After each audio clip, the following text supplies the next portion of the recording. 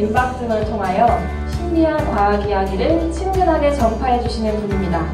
여러분도 많이 낯이 익으실 텐데요. 국내 1호 과학 탐험가 문경수 탐험가님을 모시겠습니다. 여러분 큰 박수 부탁드립니다.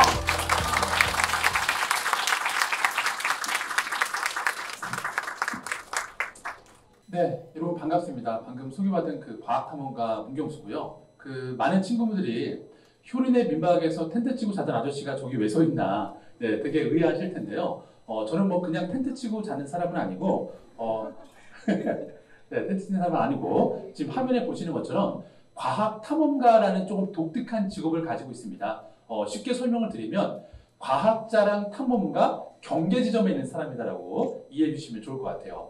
아무래도 직업이 탐험하다 보니까 지난 10년 넘게 지구상의 여러 곳들을 이런 과학적인 주제들로 탐험을 했습니다. 자, 그런데 제가 오늘 여러분들한테 어떤 이야기를 전해드릴 거냐면 여러분들이 오늘 이 강연을 마치고서 어떤 영화를 보죠? 네, 그렇죠. 우주 SF 영화를 보게 되는데 아무래도 주제가 우주다 보니까 제가 여러분들한테 특별한 우주 이야기를 좀 들려드리려고 합니다. 일단 제가 많은 주제들로 탐험을 했지만 가장 많이 탐험을 했던 주제가 바로 화성 탐사를 준비하는 나사 과학자들하고 지구상의 여러 곳들을 탐험을 했었는데요. 제가 같이 탐험을 해보니까 이 나사 과학자들이 화성에 가기 위해서 크게 세 가지 질문을 갖고 있다는 것을 느낄 수가 있었습니다. 그래서 이 질문을 토대로 이야기를 좀 설명을 드릴 거고요. 그리고 더불어서 사실 제가 이 탐험가라는 활동을 하고 있지만 저는 이 탐험이라는 활동이 바로 우리 문화 활동과 너무나 밀접한 관련이 있다고 생각을 합니다. 그 두 가지 주제로 여러분께 재미나게 좀 이야기를 해보겠습니다. 앞서도 제가 이 나사 과학자들이 화성에 가기 위해서 세 가지 질문을 던진다고 여러분께 말씀드렸습니다. 자, 바로 첫 번째 질문은 뭐냐면, 자, 첫 번째 질문이 뭐죠, 여러분? 네, 맞습니다. 자, 여러분도 이런 질문이나 호기심을 가져본 적 있지 않나요? 네, 그렇죠. 아마 인간이라면 이렇게 광활한 우주 공간에 과연 지구에만 생명체가 살까라는 이런 원초적인 호기심을 가져본 적이 있을 겁니다. 자, 그런데 나사 과학자들의 화성 프로젝트도 크게 다르지 않습니다. 자, 그래서 이 나사 과학자들은 화성으로 먼저 가기 전에 지구상에도 화성이랑 지형 구조가 비슷한 곳들이 몇 군데가 있습니다. 그래서 그런 곳들에 먼저 가서 화성 탐사를 하기 위한 여러 가지 시뮬레이션들을 수행하게 되는데요. 바로 그 현장으로 첫 번째 탐험을 떠나보겠습니다. 네, 일단 탐험을 떠나기 전에 앞서 제가 과학을 주제로 탐험하고 있다고 여러분들께 소개를 했지만 공교롭게도 저는 과학을 전공한 사람이 아닙니다. 자, 제가 과학을 전공하지 않았다는 것은 어떤 단어를 보면 알 수가 있죠, 여러분? 과포자죠. 자, 여기 과포자 있나요, 여러분? 손 한번 들어보세요. 별로 없네요. 자, 여러분, 과포자랑 동의어가 있습니다. 뭐가 있죠? 수포자가 있죠. 자, 그런데 요즘에 제가 그 뉴스를 보니까 새로운 신조어가 하나 등장을 했는데 일명 독포자라는 게 생겼대요. 자, 독포자는 뭘까요? 독소포기죠. 자, 여러분, 제가 여러분들보다 조금 더 먼저 인생을 살아보니까 우리가 인생을 살면서 수학과학은 잠시 내려놔도 되는데 저는 절대 독서는 포기하면 안 된다고 생각합니다. 자, 왜냐하면 우리가 앞으로 100세 시대를 살아간다고 하는데 평생교육 관점에서 독서만큼 다른 사람의 관점을 내 것으로 만들 수 있는 가장 가성비 좋은 방법은 저는 딱히 없다고 생각을 합니다. 자, 이게 왜 중요한지 제가 잠시 뒤에 조금 더 설명을 드릴게요. 자, 하지만 저는 과포자긴 했지만 어린 시절을 시골에서 보냈기 때문에 막연하게 밤하늘의 별을 보면서 내가 대학에 가서 천문학을 공부해보면 어떨까라는 생각을 키우고 있었는데 어쨌든 과포자니까 성적이 잘 안 됐습니다. 그래서 고민을 하고 있었는데 당시 저랑 같은 동네에 살던 한 선배가 저한테 그런 조언을 해주는 거예요. 야, 경수야, 사람이 우주에 가는데 천문학만 필요한 게 아니라는 거죠. 야, 이 사람들은 우주에 가서 밥 안 먹냐? 그러면 백종원 아저씨 같은 우주 식량을 만드는 식품 전문가도 필요할 테고 이 사람들도 우주에 가서 옷을 갈아입을 거 아니냐? 그러면 우주선 안에서 입을 수 있는 이 옷을 만드는 의류 전문가도 필요할 텐데 왜 굳이 천문학만 고집하냐는 거죠. 자, 그런데 저는 그 어린 나이에 그 선배의 그 말이 엄청나게 인사이트가 컸습니다. 자, 그래서 저는 그 당시에 컴퓨터를 조금 좋아했기 때문에 대학에 가서 컴퓨터 공학을 전공을 했고요. 그리고 막연하게나마 이 컴퓨터를 가지고서 뭔가 우주와 관련된 일을 해보고 싶다라는 그런 호기심과 상상력을 키웠습니다. 자, 그리고 대학을 졸업한 다음에 제가 처음으로 회사에 들어가서 했던 일이 뭐냐면, 여러분 지금 옆에 뭐가 보이죠? 인공성이 보이죠? 자, 우리나라에 아리랑이라고 불리는 인공위성이 있습니다. 자, 이 위성에 들어가는 관제 시스템을 만드는 일을 했는데요. 하루는 야근을 하려고 밥을 먹고 회사 사무실에 들어갔는데 문득 이런 생각이 좀 들더라고요. 아니, 가만히 있어봐. 우리 회사에서 만든, 그리고 나도 요만큼 참여한 이 관제 시스템을 탑재한 인공위성이 지구 궤도를 돌면서 트와이스 노래처럼 막 시그널을 보내고, 지구 사진을 찍어서 계속 그런 것들이 우리 회사 모니터로 들어오고 있는데, 갑자기 고등학교 시절 이후로 잊고 지냈던 우주가 가슴으로 훅 들어오는 겁니다. 마치 우리가 마음에 드는 이성을 만났을 때처럼. 자, 우리도 마음에 드는 이성을 만나게 되면 뭔가 좀 가슴이 설레게 되죠. 저도 비슷했습니다. 그 다음날부터 평범했던 일상이 조금 달라 보이기 시작했습니다. 자, 평상시 같으면 야근하고 집에 가면서 하늘에 둥근 보름달이 떠 있었으면, 아이고 오늘도 날 샜네, 또 몇 시간 못하고 출근해야 되네, 이렇게 푸념만 늘어났는데 그 다음날부터 약간 달리 보이는 겁니다. 아니, 저 달이 왜 지구랑 이 정도 거리를 항상 유지하면서 매일 저렇게 모양이 바뀔까? 그리고 별이 반짝이는 거는 여자친구랑 데이트할 때 그냥 와 이쁘다고 많은 거는데, 도대체 저 별이 빛나는 원리가 뭘까? 이런 것들에 대해서 관심을 갖기 시작했고요. 여러분, 관심이 생기면 궁금해지죠? 알고 싶어집니다. 자, 그래서 머리털 나고 처음으로 도서관에 가서 한 권의 과학책을 빌렸는데, 그 책이 바로 천문학자 칼 세이건이 썼던 코스모스라는 책이었습니다. 자, 그런데 아마 여러분들 다 공감하시겠지만 이 코스모스라는 책이 쉽게 쓰여져 있긴 했지만 이 책도 결국 과학책이기 때문에 절대 빠지면 안 되는 수식과 그래프가 중간에 간간히 등장을 합니다. 그러면 바로 책을 덮었죠. 아유, 내가 무슨 코스모스야, 그냥 들가에 핀 코스모스 꽃이나 보자 라고 말했는데, 한편으로는 좀 답답한 마음이 들었습니다. 아니, 나도 대학교를 나오고 심지어 공대를 나왔는데 나만 이렇게 과학에 대한 문외한인가 싶어서 이렇게 주변을 둘러봤더니 정말 큰 위로를 받았습니다. 제가 추천컨대 우리나라의 과포자가 한 2천만 명쯤 되지 않을까요? 자, 그래서 용기를 얻어서 18년 전에 저처럼 과학을 포기한 사람들을 하나 둘씩 찾아서 같이 과학책을 읽는 독서 모임을 시작했습니다. 자, 그런데 만약 누군가가 저한테 인생을 살아오면서 가장 잘한 일이 뭐냐라고 물어본다면 저는 대학에 합격했던 순간도 아닙니다. 그리고 회사에 입사했던 순간도 아닙니다. 제가 18년 전에 이 독서 모임을 시작을 했고 아직까지도 모임을 하고 있다는 거. 참고로 저희 독서 모임이 지난달에 400회 모임을 가졌습니다. 자, 그런데 왜 제가 이렇게 이걸로 자부심을 갖고 있냐면, 저희 독서 모임은 약간 운영 방식이 남달랐습니다. 자, 여러분들도 독서를 많이 할 텐데, 우리가 흔히 독서를 한다 그러면 어떤 책들을 많이 보시죠, 여러분? 만화책, 뭐 웹툰, 소설, 뭐 역사, 주로 이런 인문학 책들을 많이 보지, 우리가 과학책을 독서한다는 얘기 거의 안 합니다. 물론 하긴 하지만, 자, 이 얘기는 뭐냐면, 우리 사회가 아직도 과학책을 독서의 범주에 껴주지 않았다는 거죠. 자, 그래서 저희는 이렇게 살다가는 평생 가야 과학책 문턱에도 못 가보겠다라는 생각이 들어서 한 달에 2권의 책을 선정해서 읽었는데요. 한 번은 인문학책, 그리고 또 다른 한 번은 어렵고 힘들지만 의도적으로 과학책을 읽었습니다. 그래서 인문학에 답해주지 않는 것들은 이 과학 독서를 통해서 그 균형을 맞췄고, 또 과학이 말해주지 않는 것들은 이렇게 인문철학 독서를 통해서 그 균형을 맞췄습니다. 자, 같이 모여서 책을 읽으니까 조금 낫더라고요, 읽은 게. 자, 하지만 이런 독서의 즐거움도 그리 오래가지 못했습니다. 왜냐? 정확히 3개월 지나니까 딱 3명 남더라고요. 회장, 총무, 발표자.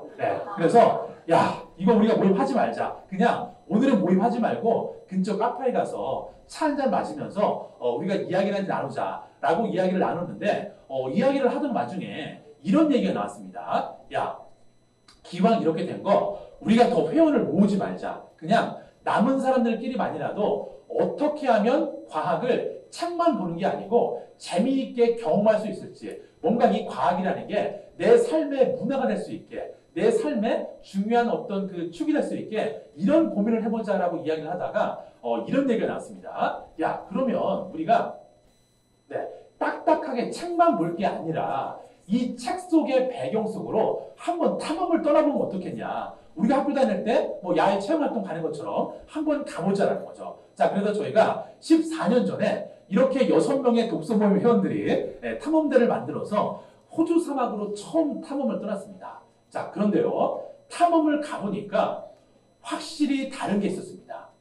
예를 들면 책에서 본 거를 직접 가서 만져보고, 책에서 본 거를 눈으로 확인하고 감각으로 느껴보니까 정말 태어나서 처음으로 야, 알아간다는 즐거움이 이렇게 재미난 거구나. 누가 시켜서 하는 게 아니고 시험 보려고 하는 게 아니라 순수하게 내가 알매 즐거움이라는 게 정말 재밌구나라는 것을 이 탐험과 독서라는 활동을 통해서 처음 느끼게 됐습니다. 자, 그래서 저희는 이때를 계기로 1년에 한 번씩 지구상에서 과학적으로 의미가 있는 것들을 하나 둘씩 탐험하기 시작했습니다. 자, 그런데 저희가 처음 탐험을 할 때 저희는 재밌었지만 우리를 지켜보고 있었던 주변 사람들의 반응은 어땠을까요, 여러분?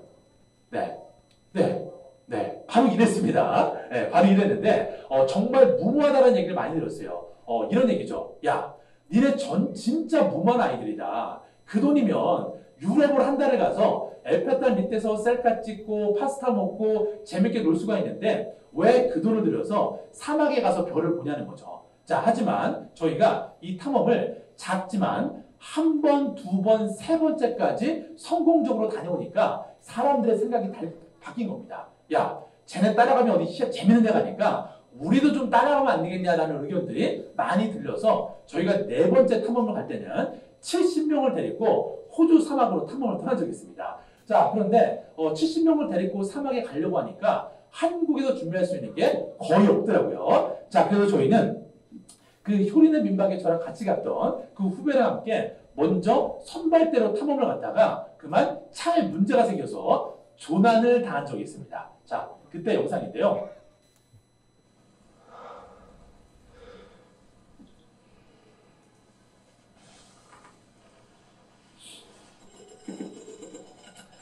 자, 일단 그 모래구덩이에 차가 빠져서 11시간 동안 모래를 퍼내서 겨우 차를 꺼냈습니다.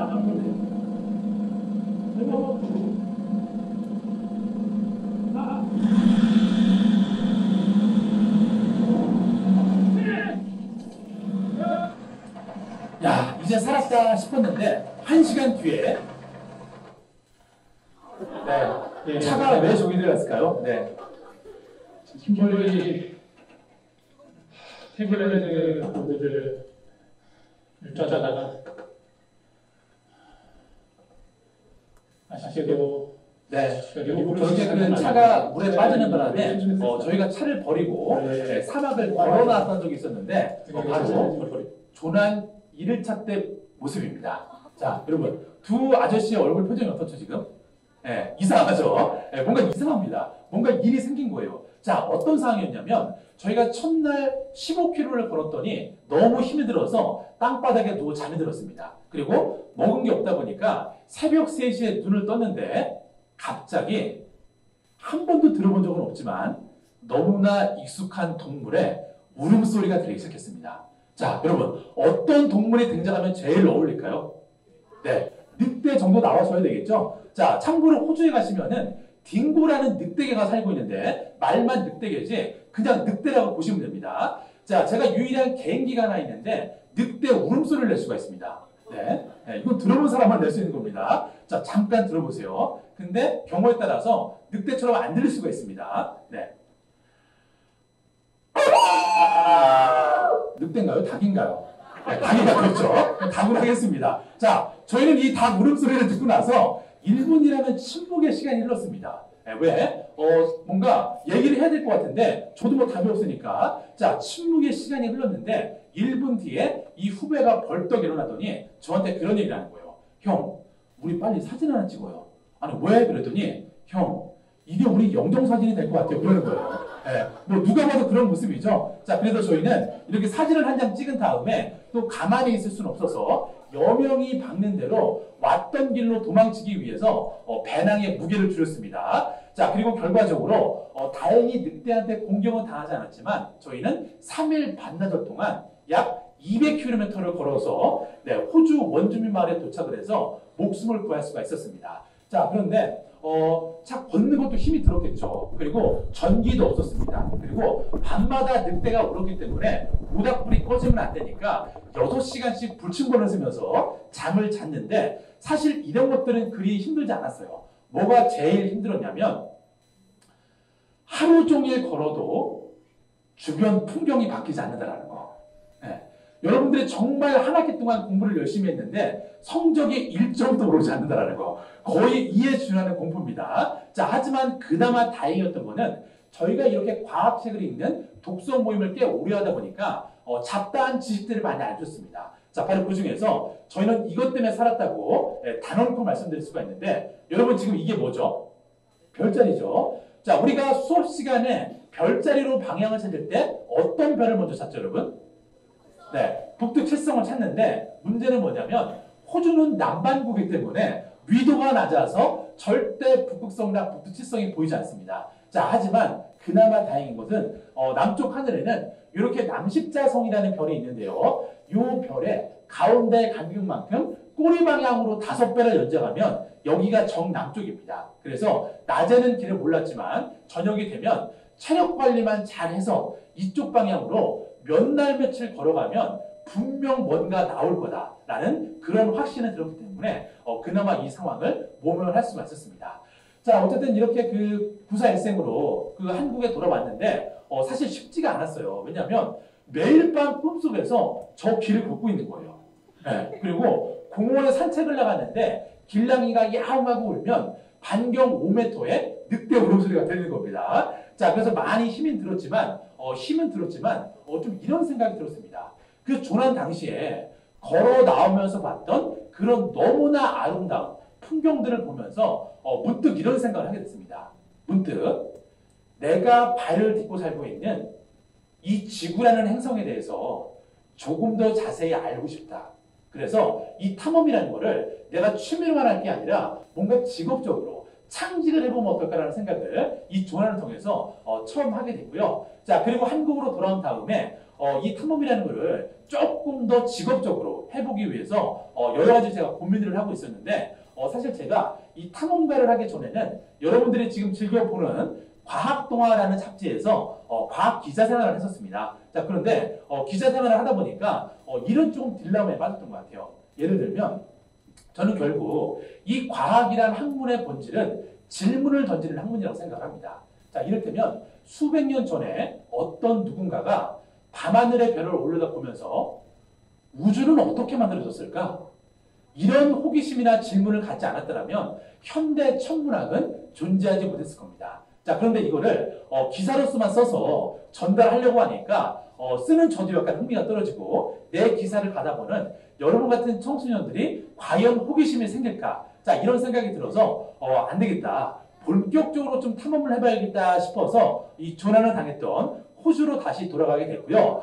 일단 호주에 가서 탐험을 하려면 그 사막 지형을 잘 알아야 되기 때문에 여행사에서 일을 배웠습니다. 자, 그리고 일을 하다가 시간이 너무 많이 나다 보니까 시간이 나는 족족 도서관에 가서 정말 원 없이 책을 봤던 것 같아요. 자, 그리고 책만 보는 건 아니고요. 바로 옆에 있는 박물관에 가서 책에서 봤던 거를 또 눈으로 확인해보고 만져보고 궁금한 거는 질문을 많이 했죠. 자, 그러다가 제가 우연치 않게 도서관에서 한 권의 책을 발견하게 되는데요. 바로 제 앞에 앉아있는 이 나사 과학자분이 쓴 책이었습니다. 자, 그런데 마침 이 박사님의 그 프로필을 봤더니만 제가 살고 있는 이 호주 퍼스라는 도시에 파견을 나와 계시는 겁니다. 자, 그래서 그날 밤에 구글 번역기로 번역을 해서 이 박사님께 만나고 싶다고 장문의 메일을 보냈습니다. 자, 그런데 또 일주일 뒤에 어떻게 답장이 또 온 거예요. 그래, 한번 만나보자. 자, 그래서 저는 너무 기분이 좋아서 이 박사님이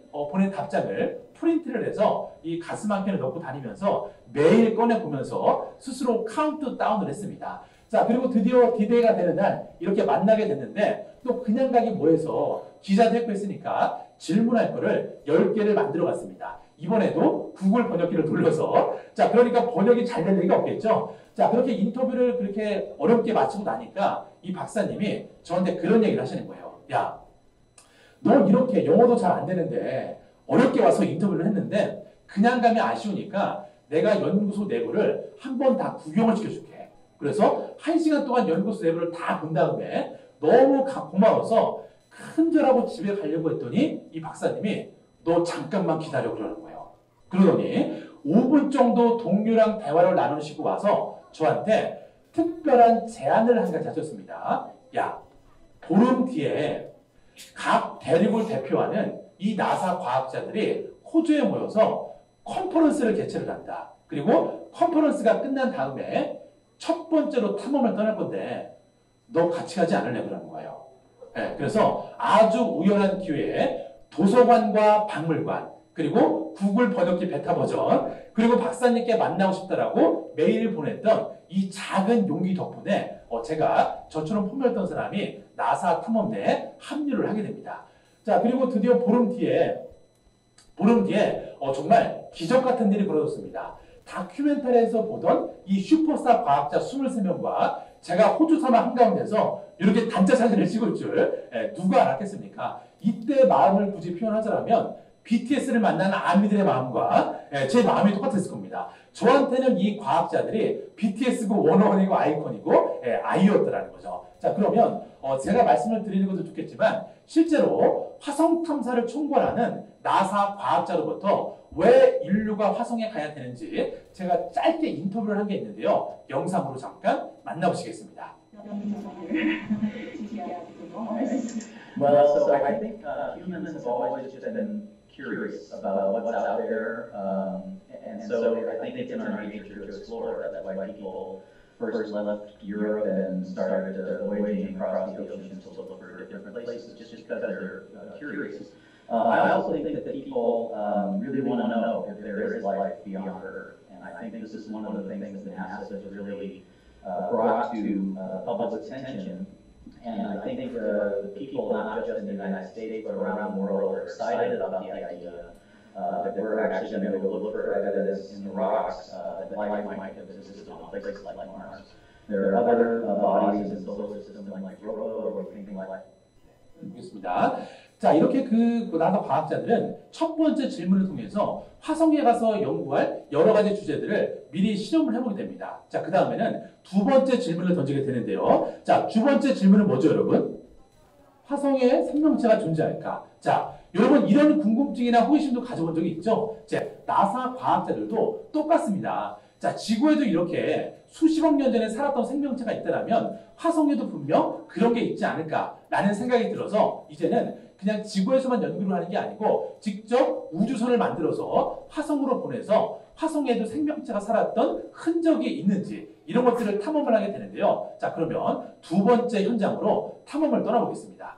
자, 일단 지구에서 화성까지 가려면 약 8개월 정도가 걸리는데요. 8개월 정도 되게 되면 본격적으로 화성에 착륙을 하게 되는데 그 과정을 잠깐 영상으로 만나보시겠습니다. 네. 자, 8개월을 날아가서 이제 본격적으로 착륙을 하게 되는데요. 화면에 보이는 이 우주선 안에 무려 950kg이나 나가는 무인 탐사 로봇이 들어있습니다.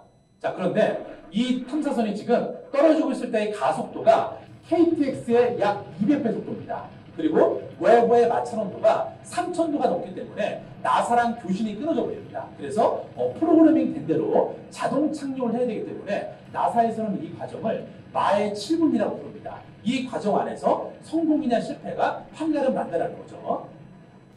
자, 여러분 이거 그냥 이렇게 빠른 속도로 떨어지면 어떻게 될까요?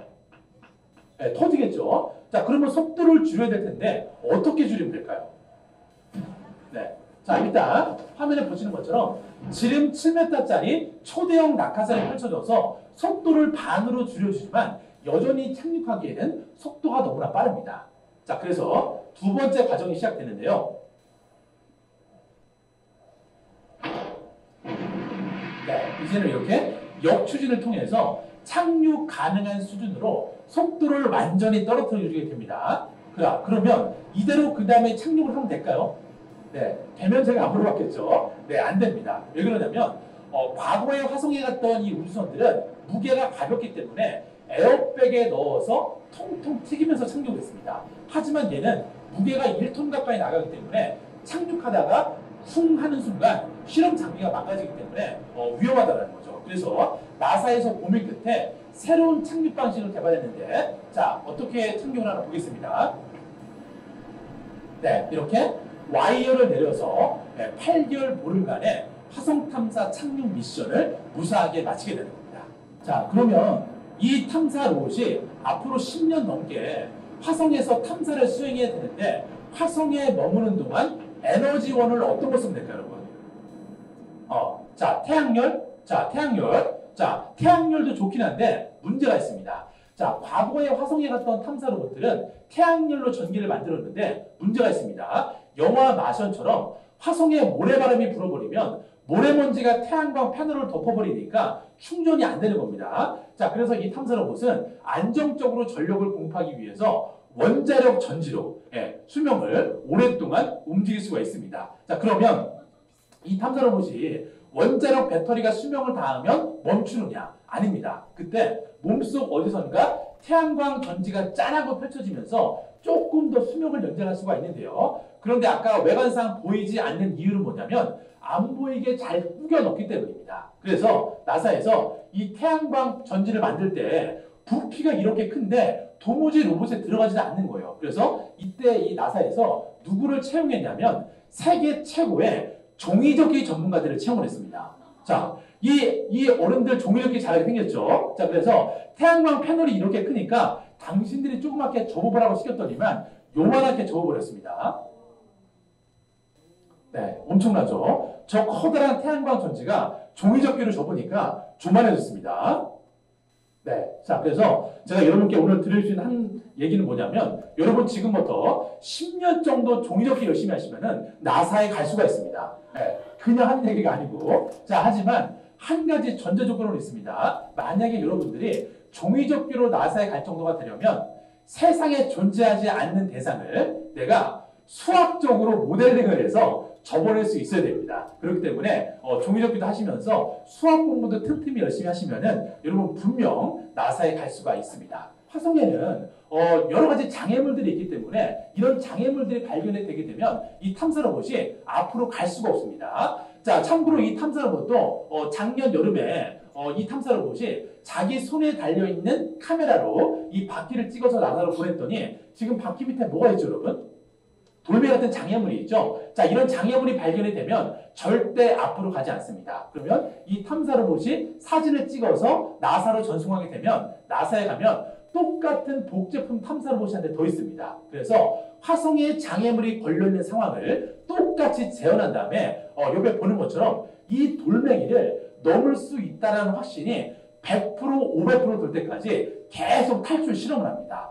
그래서 누가 보더라도 이 장애물을 넘을 수 있다는 확신이 들었을 때 나사에서 앞으로 움직이는 조이스틱 버튼을 누르는 겁니다. 자, 그렇게 이해하시면 좋을 것 같고요. 자, 결국 이런 문제가 발생하는 이유는 뭐냐면 이 탐사 로봇도 자동차이기 때문에 언덕 너머에 어떤 장애물이 있는지 알 수가 없다는 거죠. 자, 그래서 내년 여름에 나사에서 새로운 탐사선을 보냈는데 이 탐사선에는 정찰용 드론이 달려 있습니다. 그래서 드론이 비행을 하면서 안전한 길로 안내를 해주게 되는 거죠. 자, 그러면 이렇게 두 번째 질문을 통해서 이 나사 과학자들은 지난 50년 동안 화성에도 과거에도 물이 흘렀던 흔적이 있다는 것도 발견이 됐고요. 또 생명체의 재료가 되는 다양한 원소들도 발견을 해서 화성에도 생명체가 사는 게 아니냐라는 기대감을 높였는데, 자, 그러면 이 정도 수준에서 질문을 멈춰도 되는데 나사 과학자들은 마지막으로 한 가지 질문을 더 던집니다.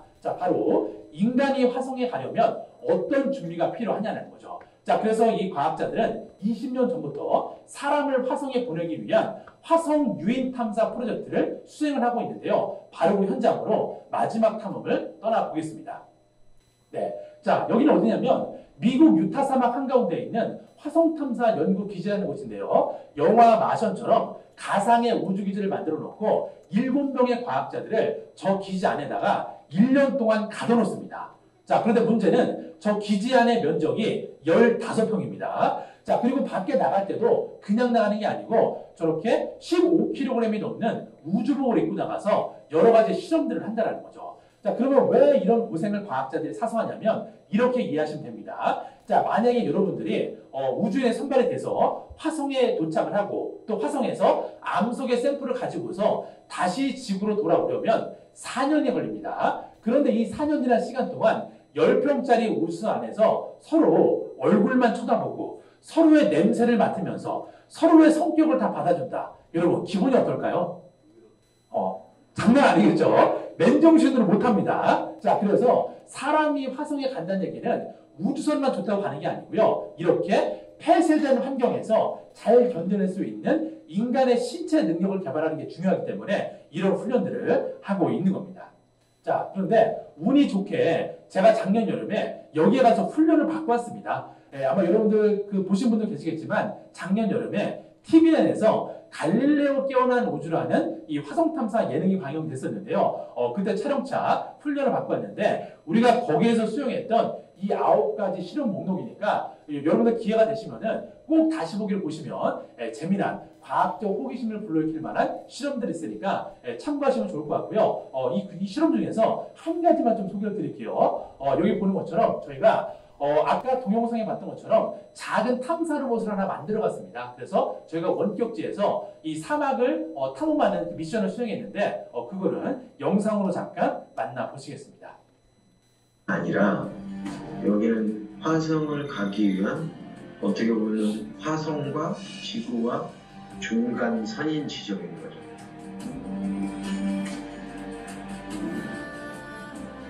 So for the first task of the EVA is to check where we can go to collect the soil sample. 그 화성탐사 로봇을 테스트한 이유는 왜 모니터라고 보세요. 이 패스파인더라는 그 화성탐사선이 지금 화성으로 가는 그걸 지금 시뮬레이션을 영상인데 이 패스파인더 후에 그 소저너라는 그 영화 마션에 나왔던 그 움직이는 그 탐사 로봇가 여기 탑재됐거든요. 그걸 약간 모티브로 해서 만든 거고 결국 화성에 가서는 사람이 아직까지 못 갔으니까 지금 탐사 로봇들이 지금 우리가 하려는 이런 토양 샘플링이나 그런 것들 분석해서 뒤로 보내는 역할을 하기 때문에 자, 이렇게 태양열로 충전을 해서 움직이는 작은 탐사 로봇을 하나 만들어봤습니다. 그래서 이 탐사 로봇이 움직이면서 이 사막의 지형을 정찰하는 그런 미션을 수행을 했었습니다. 커맨더가 이걸 보고 약간 지형 방향을 알려주면 그들이 한번 시뮬레이션 해보겠다고.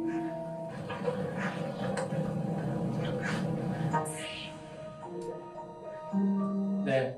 어찌 보면 그 초등학생 아이들 장난하는 것 같지만 이 아무리 거대한 과학 프로젝트도 시작은 다 이렇게 작게 시작하는 겁니다. 그렇기 때문에 여러분들 뭔가 새로운 영역에 뭔가 공부를 하거나 새로운 걸 좀 경험하고 볼 때 처음부터 너무 거창하게 생각할 필요는 없다라는 거죠.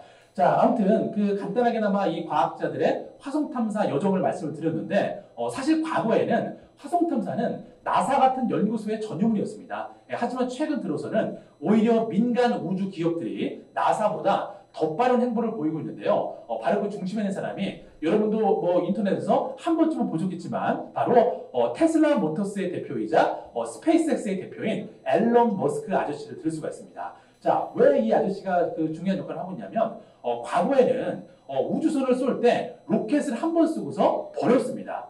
재활용이 안 되기 때문에 우주선을 우주를 보낼 때마다 로켓을 새로 만들어야 되니까 비용이 감당이 안 됐어요. 자, 그런데 이 앨런 머스크의 아이디어는 뭐냐면 야, 그러면 로켓을 한 번 쓰고 버리는 게 아니라 이 로켓이 우주에 올라가서 우주선을 우주로 보낸 다음에 다시 역추진을 해서 다시 발사대로 돌아오면 다시 연료 주입하고 다시 발사하고 다시 돌아오면 지금보다 로켓을 만드는 비용을 100분의 1 수준으로 낮출 수가 있더랍니다. 만약 이런 게 가능한다면 인간이 화성에 가는 날이 더 가까우겠죠. 자, 하지만 처음에 시행착오가 많았습니다. 무려 이거를 처음 테스트했을 때 18번이나 로켓이 폭발했습니다. 자, 하지만 18번의 실패 끝에 그 뒤로 지난 5년 동안 약 60번이 넘게 로켓을 회수하는데 성공을 했습니다. Sabres is legs on the play.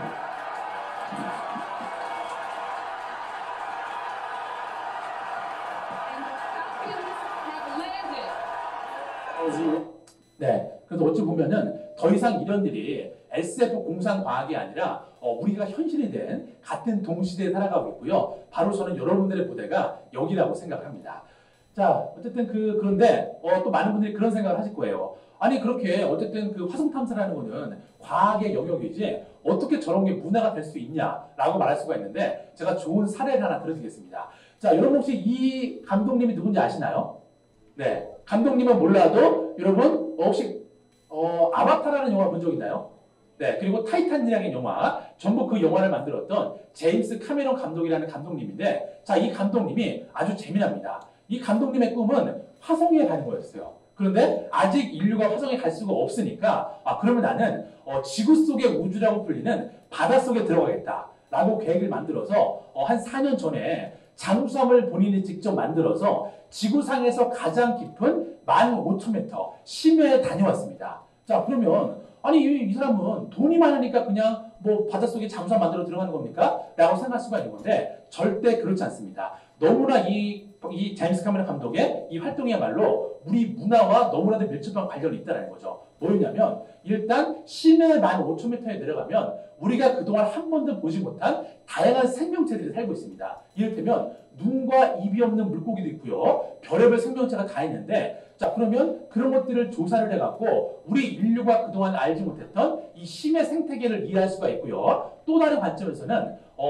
이 감독님이 아바타를 만들었잖아요. 그런데 아바타2가 몇 년 뒤에 개봉을 한다라고 하는데 아바타2의 배경이 바로 심해라고 합니다. 네, 그러니까 단순히 상상력으로만 그 무대를 만드는 게 아니고 이 감독님은 직접 내가 탐험을 해서 내 호기심을 풀어서 그거를 정말 여러분 같은 관객들한테 리얼하게 보여주고 싶다라는 거죠. 그래서 제임스 카메론 감독이 이런 얘기를 했습니다. 감독의 역할은 시나리오를 쓰는 게 아니고 일단 관객들이 한 번도 경험하지 못한 이런 문화적 공간을 만들어내는 게 가장 중요한 역할이라고 이야기를 하셨습니다. 자, 이제 슬슬 좀 마무리를 하겠는데요. 여러분들 아마 요즘에 학교 다니면서 4차 산업혁명이라는 이야기 한 번 정도 들어봤죠? 네, 정말 초등학생들도 다 알고 있습니다. 자, 그런데 4차 산업혁명이 뭐냐라고 물어보면 딱히 한마디를 정의하기 어렵습니다. 자, 그런데 제가 즐겨보는 KBS의 프로그램이 하나 있는데 여기에서 한 과학자분이 나오셔서 약간 다른 관점으로 이 4차 산업혁명에 대해서 설명해 주신 게 있어서 이 말씀만 드리고 오늘 마무리를 하겠습니다. 자, 우리 인류는 지난 그 수백 년 동안 세 차례에 걸친 산업혁명을 거쳐왔습니다. 자, 그런데 이 세 번의 산업혁명은 성장 동력이 모두 명확했습니다. 1차 때 증기에너지가 나오고 2차 때 전기, 3차 때는 정보통신 기술이 산업혁명을 주도했는데 그러면 우리가 지금 4차 산업혁명 한복판에 서 있다라는데 도대체 성장 동력이 뭐냐라고 물어봤더니 이 박사님이 호기심이라는 얘기를 하십니다. 기술을 얘기하는 게 아니고 호기심이 가장 중요하다고 얘기를 하세요. 자, 무슨 말인가 들어봤더니 자, 과거에는 선진국의 기술을 우리가 따라하고 모방하는 방식의 산업 구조였다면 지금은 기술들이 많이 평준화되어 있기 때문에 핵심 기술 몇 가지 빼놓고서 평준화되어 있기 때문에 오히려 지금은 지금 나와 있는 기술들을 새롭게 조합을 해서 지금 타이밍에 맞는 새로운 제품이나 서비스를 만들어내는 게 그만큼 중요하다는 얘기인데요. 자, 그런데 이런 게 가능하려면 기본적으로 그 나라 국민들의 성향이 호기심 성향이 높지 않으면 불가능하다는 거죠. 네, 그렇기 때문에 앞으로는 이렇게 한 나라의 국가 경쟁력을 이야기할 때 경제 지표만큼이나 호기심 격차 지수가 아주 중요한 지표로 거론이 될 거라고 이야기했습니다. 자, 그리고 제가 여러분들한테 마지막으로 들으고 싶은 얘기는 다시 처음으로 들어가서 코스모스를 썼던 이 칼세곤이라는 천문학자가 한 얘기인데요. 자, 여기 보면 어디선가 굉장한 어떤 것이 알려지길 기다리고 있다고 합니다. 그런데 저는 이 문장이 꼭 천문학에만 적용 가능한 문장이라고 생각하지 않습니다. 여기 앉아 계시는 여러분 개개인이 관심 있어 하는 모든 분야에도 저는 이 문장이 그대로 적용 가능하다고 생각을 하는데요. 자, 하지만 한 가지 전제 조건은 있습니다. 여러분, 굉장한 어떤 것이 알려지길 기다리고 있다는데 가만히 앉아 있으면 알려질까요? 네, 뭔가 찾아 나서야 되겠죠. 뭔가 탐험을 떠나야 되고 뭔가 미지의 영역을 내가 스스로 개척을 해서 공부를 해야 됩니다. 자, 그런데 우리가 일상을 살아가면서 갑자기 뜬금없이 새로운 거를 공부를 하고 새로운 곳으로 탐험을 떠나기는 쉽지는 않습니다. 그런데 왜 어렵게 느껴지는가 가만히 생각을 해보면 우리가 이 탐험이라는 행위를 너무 거창하게만 생각을 해서 그런 게 아니란가라는 생각이 들어서 제가 오늘 여러분들께 여러분들 시대에 맞는 새로운 탐험의 정의를 하나 내려드리도록 하겠습니다. 자, 여러분, 탐험이라는 거는 꼭 멀리 간다고 해서 탐험이 아니고요. 우리 일상생활 속에서 아주 작고 우연한 발견, 이를테면 사계절이 변해가는 모습, 그리고 화분에 씨앗을 하나 심었는데 이 씨앗이 점점 커나가는 모습, 이런 작고 우연한 발견을 통해서 내 생각이 바뀌고 이 생각이 작은 실천으로 이어질 수 있다면 저는 이것이야말로 여러분 시대에 맞는 새로운 탐험의 정의가 아닌가라는 말씀을 드리면서 오늘 이야기를 마치겠습니다. 감사합니다. 네, 알기 쉽고 또 재미있게 과학 이야기를 풀어내주신 우리 탐험가님께 다시 한번 큰 박수 부탁드리겠습니다. 네, 특히 마지막에 어디선가 굉장한 어떤 것이 알려지길 기다리고 있다. 이 문구가 참 인상 깊었는데요. 여러분의 호기심 또 창의력이 굉장한 어떠한 것을 밝혀낼 시작점이 아닐까 싶은 생각이 들었습니다. 네, 그럼 이어서 우리 탐험가님과 질의응답을 통해서 더 깊은 이야기 나눠보도록 할 텐데요. 저와 강연자님은 무대에 마련된 의자에 앉아서 진행하도록 하겠습니다. 일단 첫 번째 질문입니다. 네. 저는 과학과 문화가 조금 동떨어진 분야라고 생각을 했었는데 이제 강연자님의 강연이나 또 블로그, 기고 글 등을 통해서 동떨어진 분야가 아니구나 싶은 생각이 들었어요. 과학하는 사람들에게 문화란 과연 어떤 의미인지 여쭤보고 싶습니다. 네. 저는 이 과학과 문화라는 거는 뗄래야 뗄 수 없는 관계라고 생각을 합니다. 그래서 우리가 흔히 요즘에 과학 대중화라는 이야기를 많이 하잖아요. 이 과학 대중화라는 얘기는 뭐냐면 많은 사람들이 과학 정보를 많이 알게 만든다는 얘기가 아닙니다. 바로 우리가 지금 이 살아가는 시대가 정말 과학기술 문명의 혜택을 많이 받고 있잖아요. 그렇기 때문에 이 과학이라는 게 동떨어진 지식이 아니라 우리 삶의 일부라는 것을 느낀다라는 관점에서는 저는 과학에서도 문화가 너무나 중요하다고 생각을 하고요. 그리고 여러분들이 이해하기 쉽게 제가 한 가지 그 사례를 좀 들어볼게요. 제가 친한 과학자분이 나사에 근무하시는 분이 계시는데요. 이분께서 어떤 연구를 했냐면 인류 최초로 토성에도 오로라가 있다는 것을 최초로 밝혀내신 분입니다. 자, 그런데 이분께서 저한테 이런 얘기를 해주셨습니다. 본인이 그 미국 보스턴 대학교에서 공부를 할 때 지도 교수님이 1년 동안 공부를 하는 데 있어서 아무런 터치도 안 하셨대요. 그런데 한 가지 검사를 하는 게 있었대요. 뭐였냐면 해마다 크리스마스 이브 파티 때 적어도 1년에 5번 이상 뉴욕 필하모니 오케스트라 수준의 그 공연을 보고 온 영수증을 제출하라고 했대요. 자, 이게 무슨 말이냐면 우주라는 공간은 미지의 영역입니다. 우리가 알 수 없다라는 거죠. 그러면 이렇게 미지의 영역을 연구하는 과학자라면 이렇게 문화적인, 예술적인 감수성이 풍부하지 않으면 절대 불가능하다는 거죠. 그래서 이런 사례에서 보는 것처럼 저는 정말 과학에 있어서도 이 문화적인 활동들이 너무나 중요하고 많은 영감을 준다라고 생각을 합니다.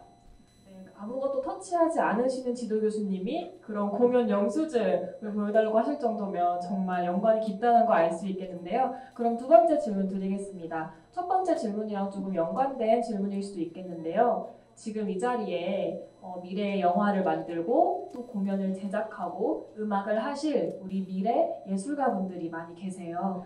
이런 예술가에게도 과학을 배우고 또 체험하는 게 중요할까요? 네. 이것도 그 첫 번째 질문이랑 배를 같이 한다고 볼 수가 있는데요. 결국 예술가들이 뭔가 창작 활동을 통해서 새로운 콘텐츠나 그 작품을 만들어내려면 뭔가 영감을 받는 그런 영감의 재료가 있어야 됩니다. 저는 이런 관점에서는 이 과학이라는 분야가 예술가들의 영감의 원천이 될 수 있지 않을까라는 생각을 하는데요. 실제로 나사 같은 연구소에서도 이렇게 그 우주선들이 우주를 연구하고 우주 사진을 찍으면 물론 그거는 그냥 그 과학자들이 연구용 데이터로 그 연구를 하는 거기 때문에 일반 대중한테 그거를 보이기에는 어려움이 있습니다. 그래서 이 나사에서는 실제로 나사가 연구한 이런 우주의 이미지들을 예술가들한테 그 자료를 줘서 이 예술가들이 정말 대중들한테 이 우주라는 현상이 얼마나 아름답고 또 얼마나 그런 영감의 원천이 될 수 있는지 보여줄 수 있는 그런 노력들을 또 많이 하고 있는 걸 제가 알고 있고요. 그리고 이제 한 가지가 더 떠오르는 게 뭐냐면 미국에 가면 아주 유명한 디자인 학교가 있습니다. 그런데 이 디자인 학교 안에는 자연사 박물관이 있습니다. 네, 잘 매칭이 안 되죠. 근데 더 놀라운 거는 이 자연사 박물관에 있는 공용 화석 그리고 다양한 화석들을 학생들한테 대출을 해줍니다. 네, 그리고 심지어 나중에 반납을 할 때는 그 공용 화석이 있던 자리에 놓지 않아도 됩니다. 그냥 이 학생들이 반납을 하러 박물관에 와서 내가 놓고 싶은 위치에 이 화석을 다시 재배치를 하는 거예요. 그러니까 처음에 있던 박물관의 전시물이 학생들이 한번 대출을 했다가 다시 가지고 오게 되면 이 박물관의 그 전시 구조가 바뀌는 거죠. 그래서 이런 것들을 봤을 때 정말 저는 예술에도 이런 과학이라는 활동이 많은 영감을 줄 수 있다고 생각을 합니다. 네, 그 상상력과 창의력의 원천을 과학에서 찾을 수 있다라고 말씀해 주셨습니다. 그럼 제가 드리는 마지막 질문인데요. 강의 때도 얘기하셨지만 과포자셨다고 말씀하셨어요. 저도 물론이고 이 자리에 과학 포기자라고 생각하시는 분들 꽤 있을 것 같은데요. 우리 학생들도 많이 계시니까 그 어려운 과학을 좀 쉽게 공부할 수 있는 법 알려주신다면 어떤 게 있을까요? 네, 이 분야는 제 전문인데요. 제가 과포자였기 때문에 과포자에서 과학 탐험까지 왔기 때문에 제 좀 주관적인 그 팁을 하나 설명을 드리면은 일단 저는 여러분들이 과학 공부를 한다고 마음을 먹었으면 일단 그 분야에 관련된 다큐멘터리를 많이 보라고 추천해드리고 싶습니다. 왜냐하면 이 다큐멘터리는 그 분야의 최고 전문가의 인터뷰 그리고 그 분야의 최고 연구 현장의 모습을 1시간짜리로 압축한 최고의 교과서라고 생각합니다. 그래서 그냥 무조건 책만 보지 마시고 내가 만약에 뭐 지구과학을 공부하고 싶다 그러면 지구과학과 관련된 다큐멘터리를 같이 보시게 되면 이 분야가 지금 어떻게 연구가 되고 있는지 금방 알 수가 있습니다. 자, 그런 다음에 한 가지 더 팁을 드리면은 바로 여러분들이 오늘 에드 아스트라를 보시는 것처럼 그 분야에 관련된 SF 영화 하나를 보시는 게 정말 많은 도움이 됩니다. 네, 그렇기 때문에 저는 다큐멘터리와 이런 SF 영화를 많이 보라고 좀 추천을 해드리고 싶습니다. 네, 다큐멘터리뿐만 아니라 조금 이따 상영될 그런 SF 영화들도 많은 도움이 된다라고 말씀해 주셨습니다. 그럼 이제 관객분들 질문을 받아보도록 할 텐데요. 혹시 우리 문경수 과학탐험가님께 질문 있으신 분 손들어 주실까요? 지금 최근에 그 도전의 주제, 그 도전하고 싶은 어떤 그 소재를 찾으셨는지. 네, 찾았습니다. 제가 찾은 게 있는데 사실 저의 다음 탐 지역은 극지방입니다.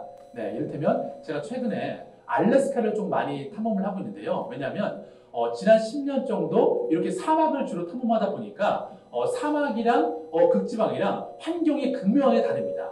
그러니까 나름의 대조군이 생긴 거기 때문에 알래스카를 제가 많이 좀 탐험을 하고 있는데요. 그리고 무엇보다 또 제가 알래스카를 그 탐험 지역으로 선정한 이유는 뭐냐면 여러분 알래스카에 가면 밤하늘에 뭐가 떠 있죠?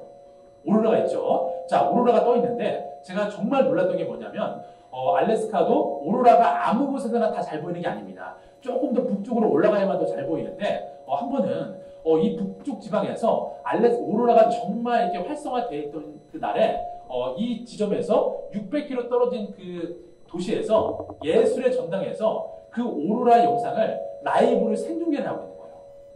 그러니까 이 사람들은 정말 이런 그 자연 현상이라는 게 이 사람들의 문화, 삶의 일부로 여긴다는 거죠. 그렇기 때문에 만약에 이번에 제가 알래스카로 탐험을 간다 하면은 뭐 빙하, 오로라 이런 과학적인 주제들만 탐험하는 게 아니고 이런 과학적인 주제들, 이런 자연 현상들이 우리 삶과 문화에 또 어떤 연관성이 있는지 좀 이런 프로젝트를 해보고 싶어서 알래스카를 탐험할 계획입니다.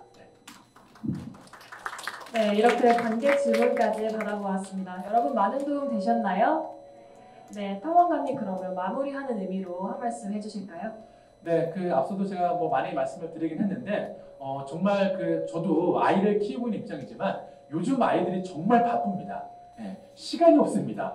호기심을 만들 시간이 없는데 이제 그럼에도 불구하고 제가 한 말씀 더 드리자면 앞서 말씀드렸던 것처럼 여러분 꼭 호기심이라는 거, 이 탐험이라는 게 늘 어디 밖에 나가서 뭐 해야 된다고 하는 부담감을 좀 갖지 않았으면 좋겠어요. 예를 들면 여러분들 그 학교 갈 때 집에서 학교까지 가는 이 등굣길이 있죠. 내일부터 이 등굣길을 걸어가시면서 한 가지 대상을 정하세요. 그게 나무가 돼도 좋고 풀이 돼도 좋고 돌이 돼도 좋습니다. 자, 그러면 이 대상을 정해서 한 달 동안 매일 그 대상을 기록해 보세요.